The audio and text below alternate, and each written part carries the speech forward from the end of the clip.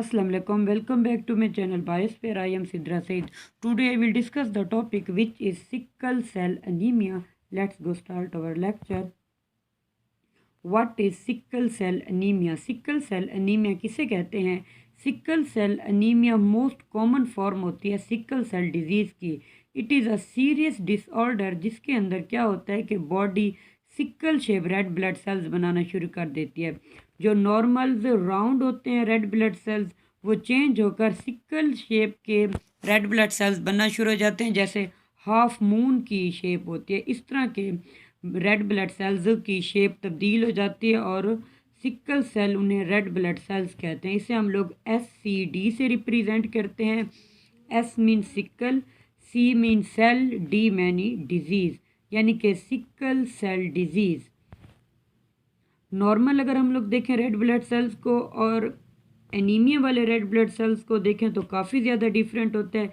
इसके अंदर क्या होता है, एक तो सिकल सेल एनीमिया इस तरह होता है कि रेड ब्लड सेल्स की सिर्फ शेप चेंज नहीं होती बल्कि खून की भी कमी हो जाती है, यानी कि रेड ब्लड सेल्स की तादाद भी कम होना शुरू हो जाती है.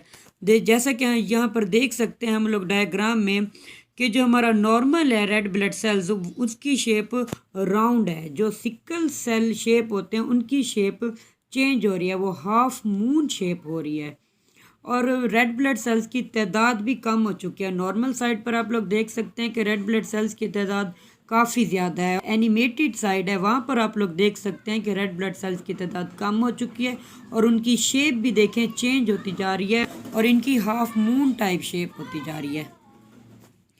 अब हम लोग सिकल सेल एनीमिया को प्रॉपर वे में डिस्कस करते हैं तो हम लोग कह सकते हैं कि ये एक इनहेरिटेड फॉर्म होती है. इसमें क्या होता है कि पेरेंट टू ऑफस्प्रिंग ये ट्रांसफ़र होती रहती है, जीन्स के through sickle cell anaemia transfer होती है. ये ऐसी कंडीशन होती है जिसके अंदर in which there are not enough healthy red blood cells to carry adequate oxygen throughout your body. Red blood cells के अंदर जैसे कि हीमोग्लोबिन प्रोटीन मौजूद होती है जिसका काम होता है ऑक्सीजन कैरी करना. हीमोग्लोबिन प्रोटीन्स के अंदर आयरन मौजूद होता है. आयरन एक मेटल है, इसका काम है कि ऑक्सीजन कैरी करना जो हमारी पूरी बॉडी के अंदर मूव करती है ऑक्सीजन रेड ब्लड सेल्स के अंदर हीमोग्लोबिन की वजह से. तो क्या होता है कि जो ऑक्सीजन कैरिंग कैपेसिटी होती है रेड ब्लड सेल्स की हीमोग्लोबिन की कमी की वजह से वो ख़त्म होना शुरू हो जाती है और हमारी बॉडी के अंदर प्रॉपर वे में ऑक्सीजन भी नहीं मुंतकिल होती और रेड ब्लड सेल्स की शेप भी चेंज होना शुरू हो जाती है. नॉर्मली अगर हम लोग देखें तो हमारे रेड ब्लड सेल्स फ्लेक्सिबल होते हैं, राउंड होते हैं and moving easily through your blood vessels, क्योंकि इनकी शेप इस तरह होती है कि ये ब्लड वेसल से इजीली मूव कर जाते हैं.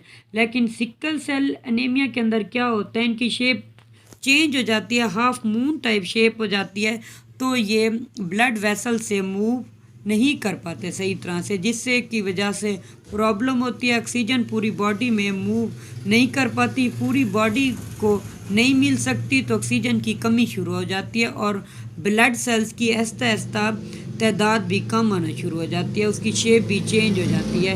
इसे हम लोग खून की कमी भी कहते हैं. जो खून की कमी होती है बॉडी के अंदर वो इसी की वजह से होती है, उससे हम लोग एनीमिया भी कहते हैं, क्योंकि ब्लड सेल्स की शेप भी चेंज होती रहती है और तादाद भी कम होती रहती है. अब यहाँ पर जैसे कि दिखाया गया है प्रॉपर वे में आप लोग एक बार फिर मैं आप लोगों को डायग्राम के थ्रू बताती चलूँ कि नॉर्मल में देखें तो round shape red blood sales मौजूद हैं. रेड ब्लड सेल्स को आप लोग देख सकते हैं वाज़े तौर पर. रेड ब्लड सेल्स हैं, वाइट ब्लड सेल्स हैं और प्लेटलेट्स हैं. तो यहाँ पर सिर्फ सिकल सेल एनीमिया के अंदर क्या होता है, सिर्फ रेड ब्लड सेल्स की शेप चेंज होती है, ना यहाँ पर वाइट ब्लड सेल्स चेंज होंगे और ना ही प्लेटलेट्स की तादाद चेंज होगी. तो आप लोग देखें जो रेड ब्लड सेल्स हैं उनकी शेप चेंज हो चुकी है और वो हाफ मून की तरह की शेप हो चुकी है. इसे हम लोग sickle shaped red blood sales भी कहते हैं. बल्कि जो वाइट ब्लड सेल्स और जो प्लेटलेट्स हैं उनके ऊपर कोई असर नहीं हुआ, सिर्फ रेड ब्लड सेल्स चेंज हुए. Causes of sickle cell anaemia की. अब यहाँ पर यानी कि सिकल सेल एनीमिया की क्या वजूहातें क्यों होती हैं, क्या इसके काजेज हैं. म्यूटेशन हो जाती है इन द HBB जीन जिसे हम लोग हीमोग्लोबिन बीटा कहते हैं. वो लोकेटेड होते हैं क्रोमोसोम 11 के ऊपर. तो इसके अंदर म्यूटेशन हो जाती है यानी कि जीन्स की जो फॉर्मेशन होती है, जो जीन्स का सीक्वेंस होता है वो चेंज हो जाता है, जिसकी वजह से सिकल सेल डिजीज़ होती है। HBB जीन्स प्रोवाइड करता है instructions for making the beta globin, यानी जो HBB जीन होता है, जो हीमोग्लोबिन जीन होता है, वो हिदायत देता है कि बीटा ग्लोबिन को प्रोड्यूस किया जाए। जब ये हिदायत देना बंद हो जाएंगे, यानी कि जब ये इंस्ट्रक्शंस देना बंद हो जाएगा, तो सही तरह से हीमोग्लोबिन की प्रोडक्शन नहीं हो पाएगी, जिसकी वजह से सिकल सेल एनीमिया कास होता है। अगर हम लोग देखें तो हमारी हीमोग्लोबिन 4 टाइप्स के सब यूनिट्स पर मुश्तमिल होती है। 2 सब यूनिट्स को हम लोग अल्फ़ा ग्लोबिन कहते हैं और 2 सब यूनिट्स को हम लोग बीटा ग्लोबिन कहते हैं। Various variant of beta globin results from the different mutation in the HBB gene. HBB gene के अंदर ना म्यूटेशन कास होती है, जिसकी वजह से डिफरेंट टाइप की सिकल सेल डिजीज़ कास होती हैं। एक जो HBB जीन होता है, जिसके अंदर म्यूटेशन अगर हो जाए तो वो प्रोड्यूस करता है एक abnormal variant of beta globin produce करता है, जिससे हम लोग हीमोग्लोबिन S कहते हैं। जो दूसरी म्यूटेशन होती है HBB जीन के अंदर, जिसके अंदर additional abnormal variant of beta globin such as haemoglobin C और हीमोग्लोबिन E पैदा होता है। सॉरी, आज मेरा गला थोड़ा सा ख़राब है। अब हम लोग टाइप्स को डिस्कस करते हैं कि एनीमिया की डिफरेंट टाइप्स होती हैं, ये किसकी वजह से कास होती है और क्या वजह होती है जिसकी वजह से एनीमिया होती है। Nutritional deficiency anemia, nutritive substances such as iron, proteins, vitamins like vitamin C and vitamin B12 and folic acid are necessary होती हैं for erythropoiesis। the deficiency of, अगर इनके अंदर डेफिशिएंसी हो जाए तो उसकी वजह से क्या होगा, तो एनीमिया कास होगी, जिससे हम लोग न्यूट्रिशनल डेफिशिएंसी एनीमिया कहते हैं। एप्लास्टिक अनीमिया में क्या होता है, aplastic anaemia is due to the disorder of red bone marrow. हम लोग जानते हैं कि रेड ब्लड सेल्स की प्रोडक्शन बोन मैरो के अंदर होती है। अगर इसके अंदर किसी किस्म के म्यूटेशन या डिसऑर्डर वगैरह हो जाता है तो उसकी वजह से जो एनीमिया कास होती है उसे हम लोग एप्लास्टिक एनीमिया कहते हैं। इस डिसऑर्डर को हम लोग रेड बोन मैरो डिसऑर्डर भी कहते हैं।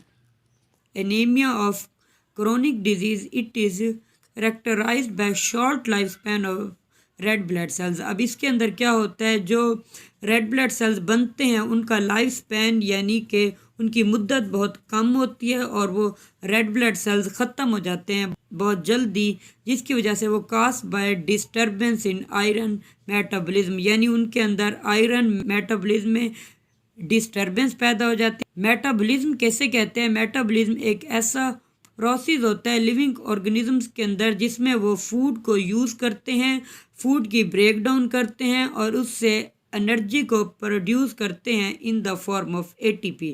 तो यहाँ पर जो हम लोग जानते हैं कि आयरन एक मेटल है जो हीमोग्लोबिन के अंदर मौजूद होता है।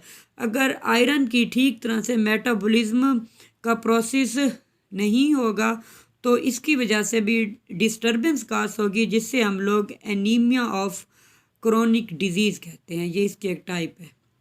अब हम लोग देख लेते हैं डायग्नोसिस में कि बीमारी की तशखीस करनी है, कैसे पता चलेगा कि बीमारी है या नहीं है। तो सिकल सेल एनीमिया के लिए ख़ास किस्म के टेस्ट करवाए जाते हैं जिससे पता चलता है कि ये बीमारी है या नहीं है। A blood test can check for haemoglobin S, यानी कि हीमोग्लोबिन S के लिए एक ब्लड टेस्ट करवाया जाता है जिससे पता चलता है the defective form of haemoglobin that underlies sickle cell anaemia. In the United State this blood test is part of routine newborn screening done at the hospital.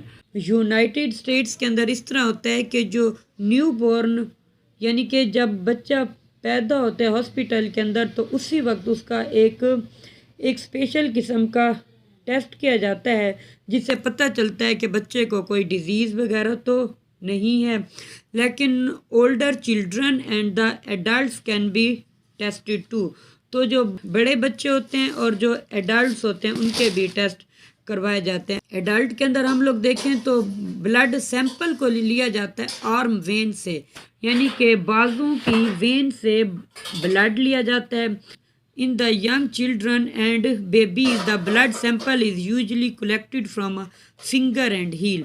अब क्या होता है, अगर एडल्ट के अंदर देखा जाए तो ब्लड सैंपल को वेन से लिया जाता है, आर्म की, और जो यंग चिल्ड्रन होते हैं और बेबीज़ होते हैं उनसे जो ब्लड सैंपल कलेक्ट किया जाता है वो फिंगर से या हील से यानी कि एड़ी से कलेक्ट किया जाता है।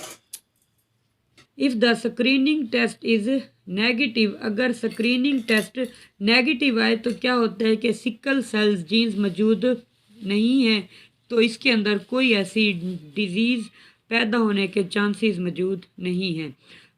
If the screening test is positive, further test will be done to determine whether one or two sickle cell gene are present, कि एक या दो सिकल सेल्स मौजूद हैं तो उसको चेक करने के लिए मज़ीद टेस्टिंग करवाई जाती है। Check for a low blood cells count will be done, तो ये चीज़ भी चेक की जाती है कि कितने रेड ब्लड सेल्स मौजूद हैं, उनकी तादाद को मालूम करने के लिए भी टेस्ट करवाए जाते हैं।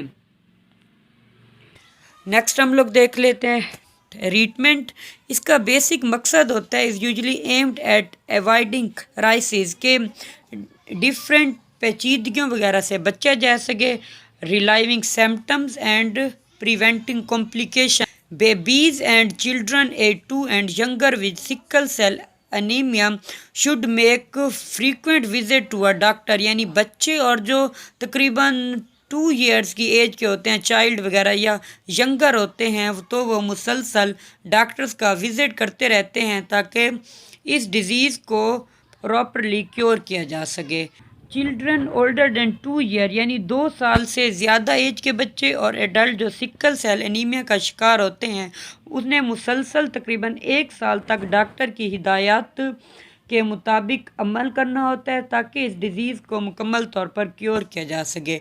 इसके अलावा ट्रीटमेंट्स माइट इंक्लूड मेडिकेशन करवाई जाती है to reduce pain and prevents complications and blood transfusion as well as a bone marrow transplant। मज़ीद ये किया जाता है कि मेडिकेशंस वगैरह दी जाती हैं ताकि पेन कम हो और कोई कम्प्लिकेशंस वगैरह मज़ीद कोई ज़्यादा बीमारी ना बढ़े, मज़ीद किसी और पेचीदगी का सामना ना करना पड़े, उससे रुका जाता है। और ब्लड ट्रांसफ्यूज़न का प्रोसेस किया जाता है कि ब्लड को तब्दील किया जाता है, और बोन मैरो को भी बाज़ का ट्रांसप्लांट करना पड़ता है इसको ट्रीटमेंट के लिए। Prevention of sickle cell anaemia, इसके अंदर क्या होता है, one of the main approach to heart this disease would be offered a blood test to screen parents. इसकी जो मेन अप्रोच ये होती है कि इस डिज़ीज़ से बचने के लिए ये किया जाता है कि पेरेंट्स का स्क्रीनिंग टेस्ट लिया जाता है ताकि पेरेंट्स के अंदर तो ऐसी कोई डिज़ीज़ मौजूद नहीं है जो बच्चों के अंदर मुंतकिल हो। अगर पेरेंट्स के अंदर मौजूद है तो उसे वहीं पर पेरेंट्स के अंदर ही क्योर कर लिया जाता है ताकि ये आगे नस्ल में मुंतकिल ना हो। It is not worthy that all babies born in the UK are tested for sickle cell anaemia as a part of heel prick newborn screening test perform by the midwife, यानी कि जो गाइनोकोलॉजिस्ट होते हैं जब newborn पैदा होता है तो उस वक्त उनका टेस्ट कर लिया जाता है ताकि अगर उनके अंदर कोई ऐसे जीन्स वगैरह मौजूद हैं, कोई ऐसे जीन्स वगैरह नज़र आ रहे हैं उनके अंदर, तो उनको फ़ौरन ही उनका ट्रीटमेंट कर लिया जाए ताकि ये डिज़ीज़ मज़ीद आगे ना बढ़े और उससे फ़ौरनली क्योर कर लिया जाए। अब हम लोग देखते हैं mechanism of sickle cell formation के, सिकल सेल जो बनते हैं वो कैसे बनते हैं। अगर हम लोग देखें तो HbS को ना 2 उसमें डिवाइड किया जाता है।